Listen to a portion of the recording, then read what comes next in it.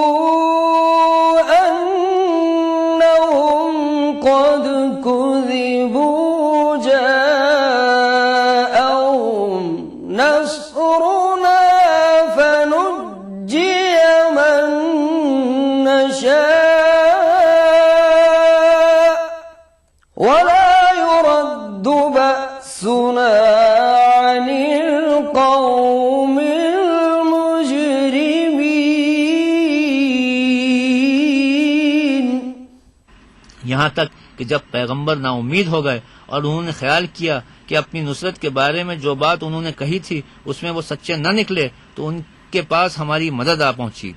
फिर जिसे हमने चाहा बचा दिया और हमारा अजाब उतरकर गुनहगार लोगों से फिरा नहीं करता। लक़द कान फी क़ससिहिम इबरतुन लिउलिल अलबाब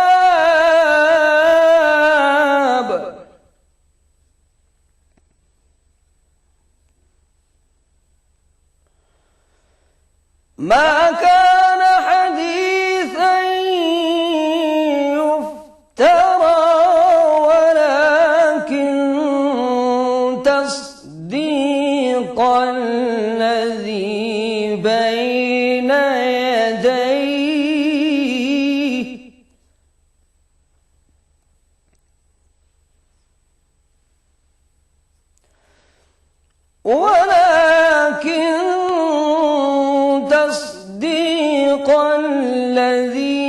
बैन यदैहि وتفصيل كل شيء وهدى ورحمة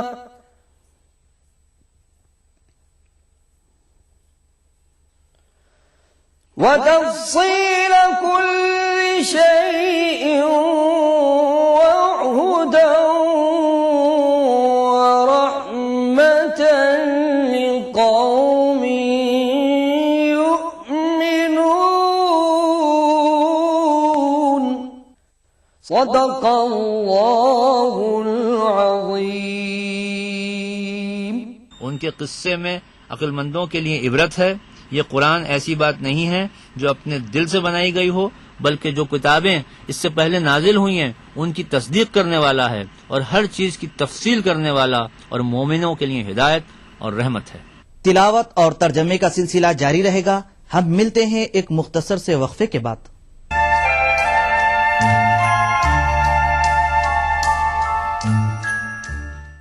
देखिए ETV उर्दू सभी DTH प्लेटफॉर्म पर।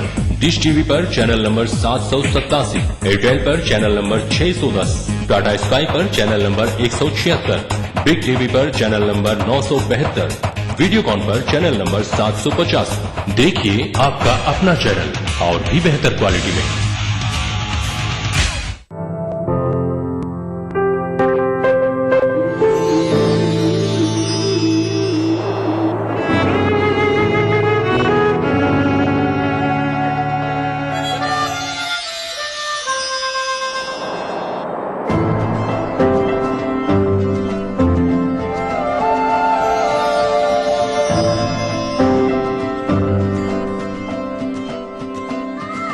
नए एहसासों से जुड़े नए रिश्ते बिखेरेंगे रंग। जिंदगी लाइव सीजन 5 इतवार दोपहर 12 बजे और शनिवार दोपहर 12:30 बजे।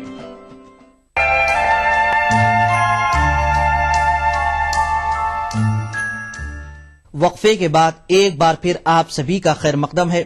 नाज़रीन मुहतरम, वक्फे से पहले हम सूरह यूसुफ की इख्तितामी आयतों की तिलावत और उसका तर्जमा सुना। आज हम अल्लाह के फजल करम से सूरह रात की इब्तिदाई आयतों की तिलावत और उसका तर्जमा सुनने जा रहे हैं। सूरह रात ये बड़ी बरकत और अजमत वाली सूरत है और ये सूरा मदीने मुनव्वरा में नाजिल किया गया और इसमें 6 रुकू और 43 आयतें हैं। अल्लाह सुब्हानहु व तआला ने इस सूरे की इब्तिदा में कुरान पाक के ताल्लुक से यह बयान फरमाया है कि कुरान पाक को हक के साथ नाजिल किया गया और इसी तरीके से यह भी बतलाया गया कि अल्लाह सुब्हानहु व तआला ने आसमानों को बगैर किसी सहारे के, बगैर किसी सुतून के पैदा फरमाया और इसमें चांद और सूरज को मुसख्खर किया ताकि इंसान इन चीजों पर गौर व फिक्र करते हुए सही जिंदगी गुजार कर एक कामयाब व कामरान शख्स बन जाए। तो आइए नाजरीन, इसके मुतालिक और मालूमात हासिल करने के लिए सुनते हैं सूरह रात की तिलावत और उसका तर्जमा। बिस्मिल्लाहिर रहमानिर रहीम।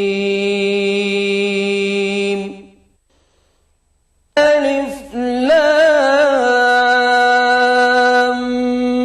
मीम रा तिल्क आयातुल किताब वल्लज़ी إليك من ربك الحق ولكن أكثر الناس لا يؤمنون। अल्लाह के नाम से जो बड़ा मेहरबान निहायत रहम वाला है। अलिफ लाम मीम रा। ऐ मोहम्मद सल्लल्लाहु अलैहि वसल्लम, ये किताब इलाही की आयतें हैं और जो तुम्हारे परवरदिगार की तरफ से तुम पर नाजिल हुआ है हक है, लेकिन अक्सर लोग ईमान नहीं लाते। अल्लाहुल्लज़ी रफ़अस-समावाति बिग़ैरि अमदिन तरौनहा सुम्मा इस्तवा अलल अर्श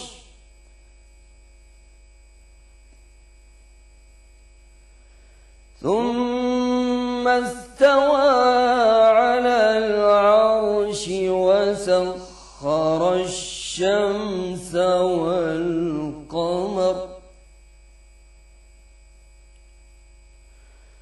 كل يجري لأجل مسمى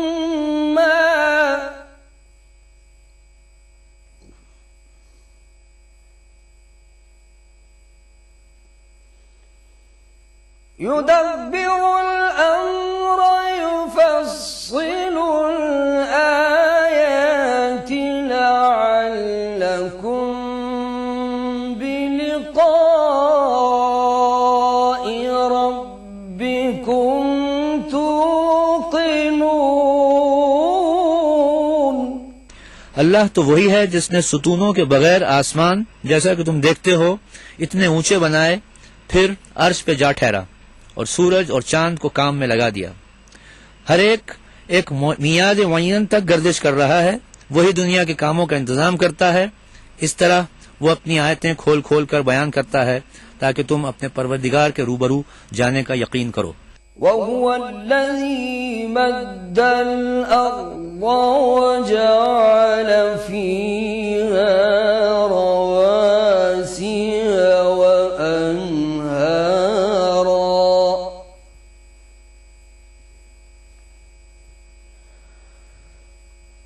ومن كل الثمرات جعل فيها زوجين اثنين يغشي الليل النهار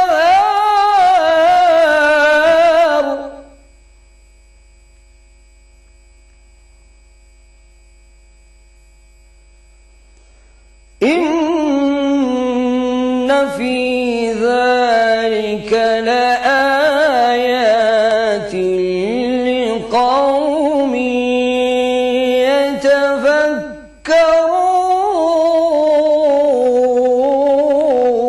يتفكرون।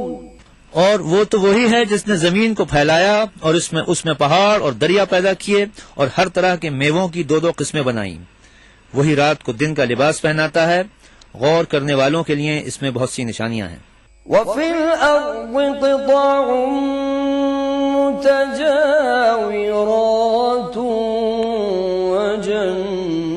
وجنات من نخيل وأعناب وزرع ونخيل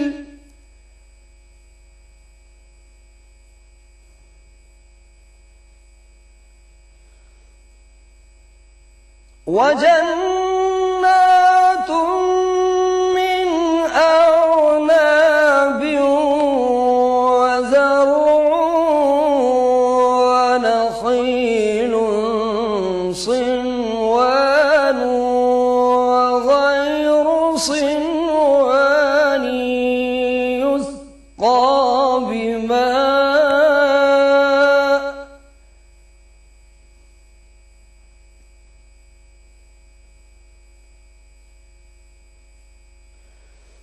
يسقى بماء واحد ونفضل بعضها على بعض في الأكل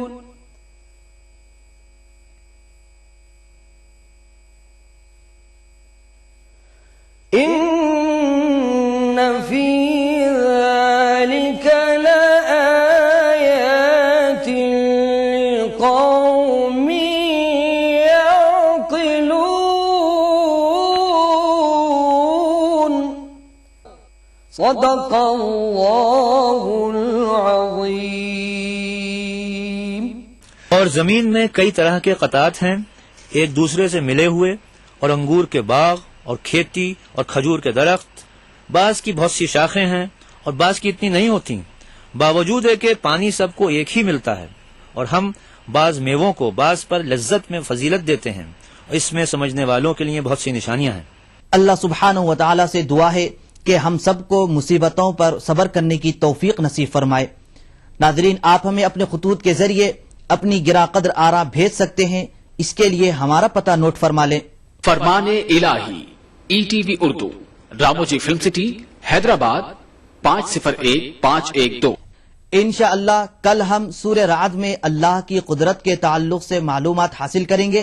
तब तक के लिए आप हमें और हमारी पूरी टीम को इजाजत दें। अल्लाह हाफिज। खैरुल बशर पे लाखों सलाम, लाखों दुरूद और लाखों सलाम। खैरुल बशर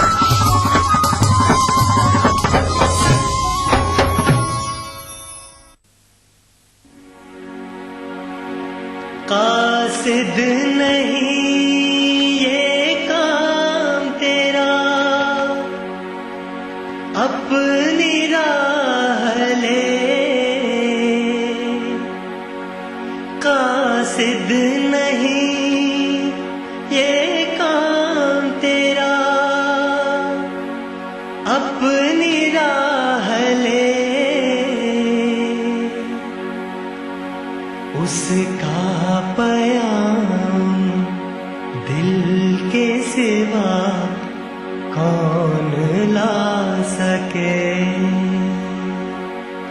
उसका पयाम दिल के सिवा कौन ला सके।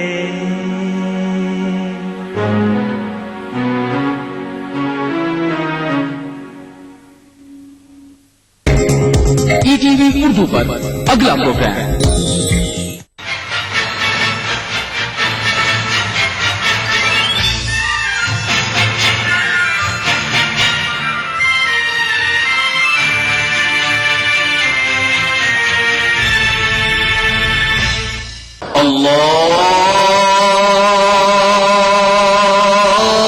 अल्लाहु अकबर,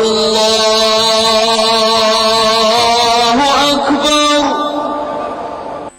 بسم الله الرحمن الرحيم ألف لام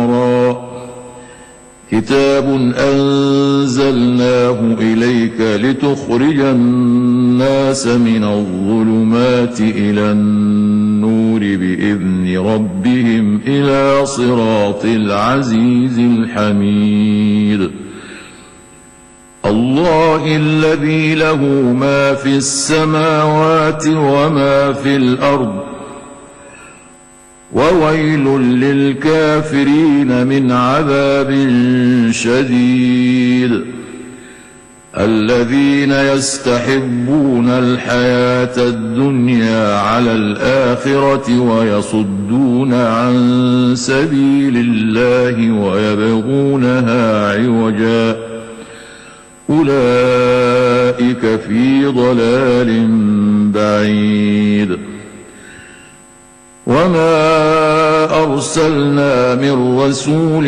إلا بلسان قومه ليبين لهم فيضل الله من يشاء ويهدي من يشاء وهو العزيز الحكيم ولقد أرسلنا موسى بآياتنا أن أخرج قومك من الظلمات إلى النور وذكرهم بأيام الله إن في ذلك لآيات لكل صبار شكور وإذ قال موسى لقومه اذكروا نعمة الله عليكم إذ أنجاكم من آل فرعون يسومونكم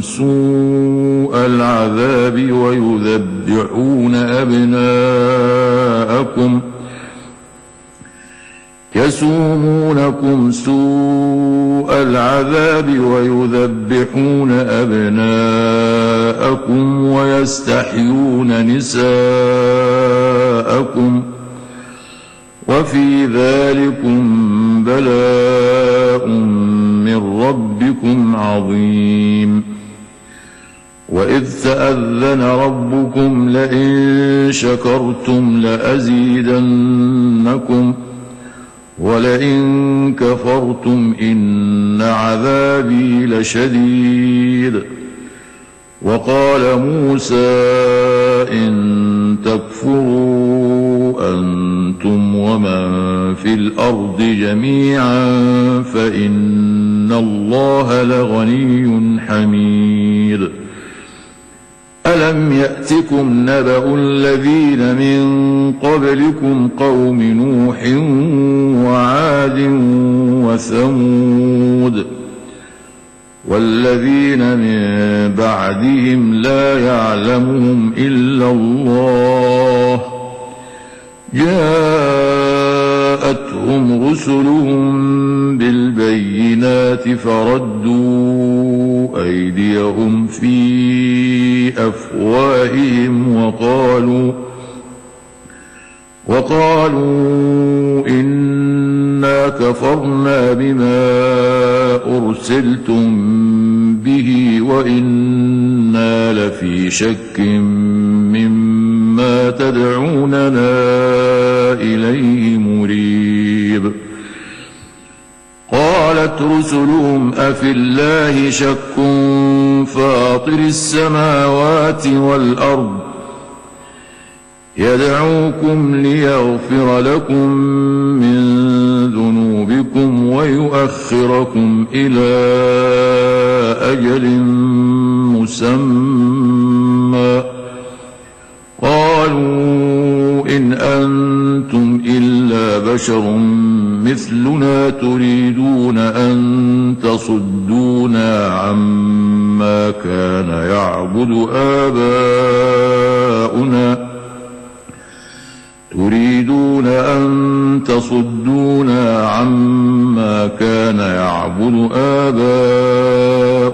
فأتونا بسلطان مبين قالت لهم رسلهم إن نحن إلا بشر مثلكم ولكن الله يمن على من يشاء من عباده وما كان لنا أن نأتيكم بسلطان إلا بإذن الله وعلى الله فليتوكل المؤمنون وما لنا ألا نتوكل على الله وقد هدانا سبلنا ولنصبرن على ما آذيتمونا وعلى الله فليتوكل المتوكلون صدق الله العظيم.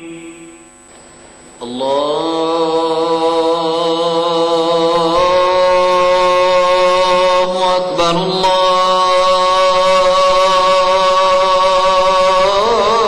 الله أكبر.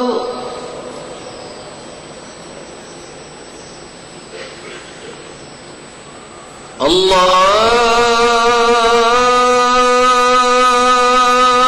أكبر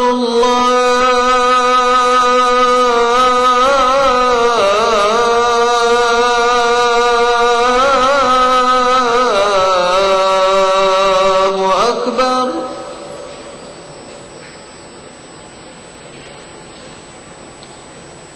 أشهد أن لا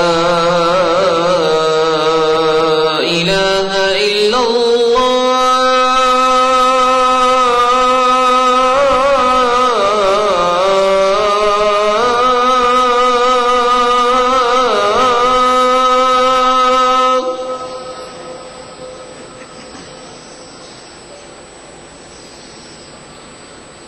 أشهد أن لا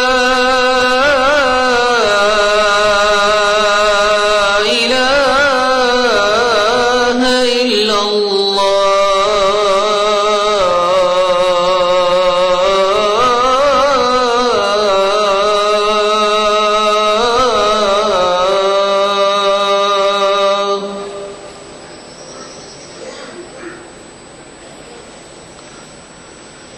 أشهد أن محمدا رسول الله.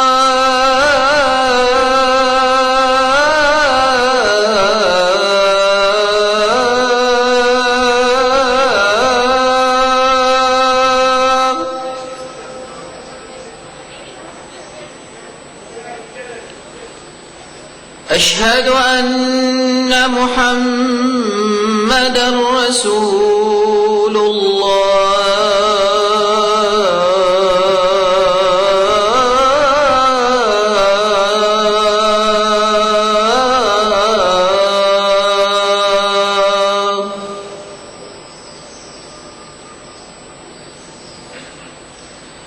حي على الصلاة.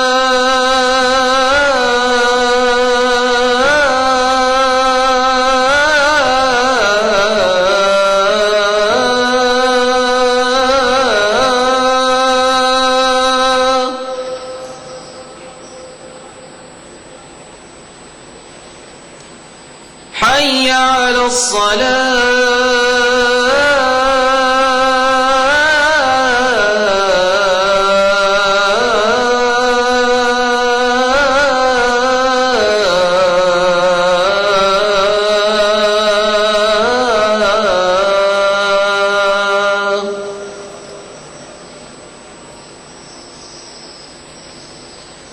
حي على الفلاح.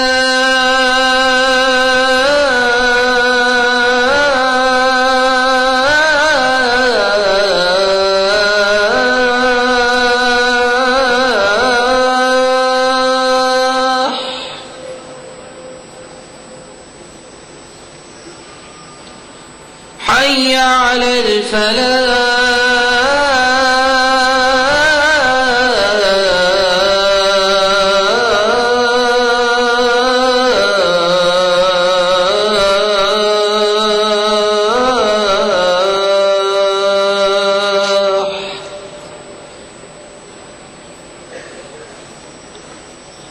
الصلاة خير من النوم.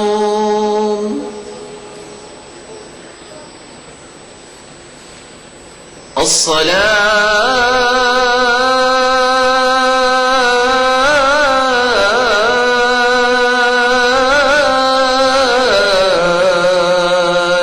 خير من النوم.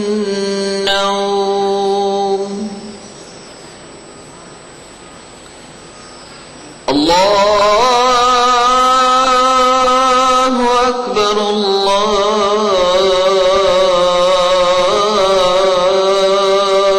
أكبر لا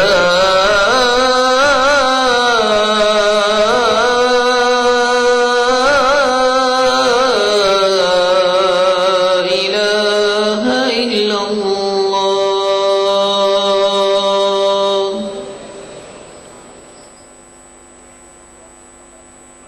اللهم رب هذه الدعوة التامة والصلاة القائمة آت محمدا الوسيلة والفضيلة وابعثه اللهم المقام المحمود الذي وعدته. رضينا بالله ربا وبالإسلام دينا وبمحمد صلى الله عليه وسلم نبيا ورسولا. نودي لصلاة الفجر من المسجد الحرام في مكة المكرمة. الله أكبر الله أكبر أشهد أن لا إله إلا الله أشهد أن محمدا رسول الله. حي على الصلاة حي على الفلاح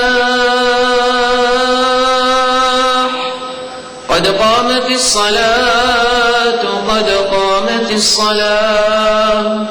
الله أكبر الله أكبر لا إله إلا الله.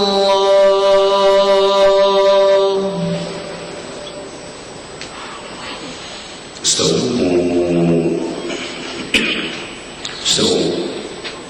صفوفكم ولا تختلفوا وأتوا الصف الأول واسدوا الخلل.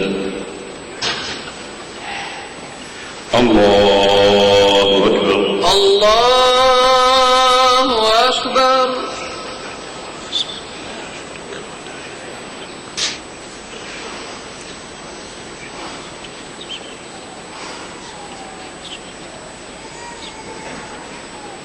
بسم الله الرحمن الرحيم.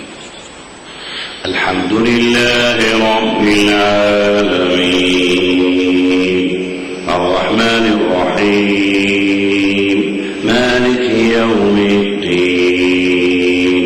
إياك نعبد وإياك نستعين. اهدنا الصراط المستقيم صراط الذين أنعمت عليهم غير المغضوب عليهم ولا الضالين.